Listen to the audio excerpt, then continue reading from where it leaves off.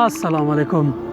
د قران کریم یو آیت دی چې زموږ ستاسو د ژوند لپاره ښه قاعده کېدای شي. باور وکړئ که چیرې په دې قاعده باندې همیشه موږ تاسو ژور پام وکړو او همیشه یې ځان ته یاد کړو د ستونزو پر وخت، هیڅ کله به اندېښمن نشئ او ژوند به مو تریخ نه وي. وما هذه الحياة الدنيا إلا لهو ولعب وإن الدار الآخرة لهي الحيوان لو كانوا يعلمون.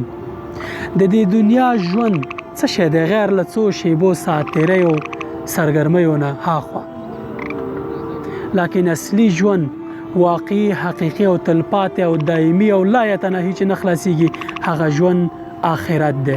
حیوان کلمه یعنی تل به انسان هلته ژوندی.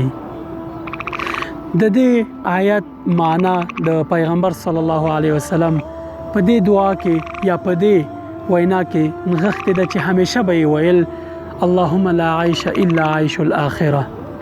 ای ربه دا دنیا ژوند نو څه شی دی؟ اصلي ژوند خو د آخرت دی. نه ارزي دا دنیا او نه ژوند او نه دا ټول هر څه چې پکې شته په دې باندې چې موږ تاسې آخرت له لاسه ورکړو. د دنیا او آخرت ترمنځ توازن حتمی ساتئ، خو آخرت لومړیتوب لري. هغې زی دپاره توښه برابره کړئ. السلام علیکم ورحمت الله وبرکاته.